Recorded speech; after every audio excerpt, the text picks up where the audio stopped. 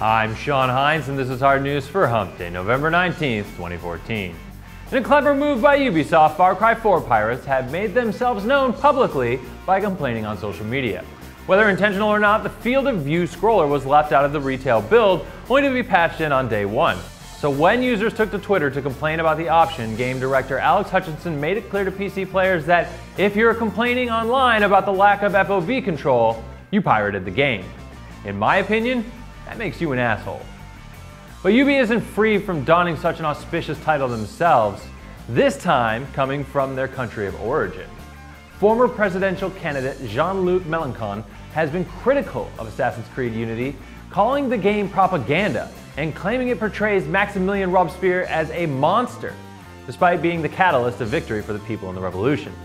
Mélenchon concluded that the game presents an image of hatred of the revolution, hatred of the people, hatred of the Republic, which is rampant in the far right of today.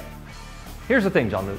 You imply the game is unpatriotic, but based on the polls, it has had more support of the French people than you did in your last election.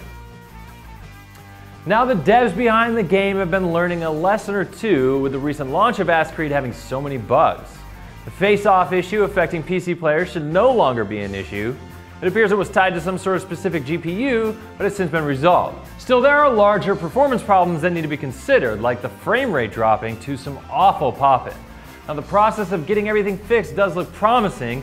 According to Ubi, based on feedback, they're trying to streamline free running, tagging objects, and prioritizing core utilization. And all of these things combined will improve the overall experience.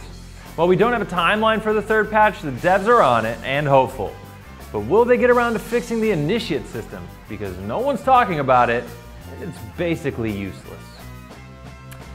And finally, Walmart is out thousands of dollars after scammers get the best of them.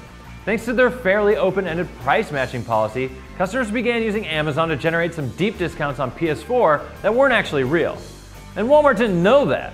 So when a customer went in with a printout of an Amazon sales page offering up a PS4 for say 90 bucks, what choice did the retailer have but to honor the promotion? It looks like the opportunity circulated online for a day or two before people started bragging about their victories on social media and ultimately making the big box retailer aware of their mistake. Some might blame the employees for not verifying the promotion, but considering they're one of the poor bastards who have to work on Thanksgiving, I say karma's a bitch. Kind of funny that no one tried to scam Walmart for an Xbox One, huh? Now our comment of the day comes from AJ Twista92, who says, "Is it me or is Sean slowly turning into Monetary Jack from Chippendale Rescue Rangers? He just needs to gain like 50 or 60 pounds, a blue turtleneck, and an overcoat." I don't know what you're talking about. Jeez! I'm Jack and that was Hard News. We're back for another episode of Side Scrollers. This time Chad, Sam, and Craig show off their new set while they talk about SGC dates, a few crazy weeks of broken games, and a Florida story or two. Man, that new set sure looks sweet. If only I could have a podcast on it. Click this window to my left here, and maybe that will happen.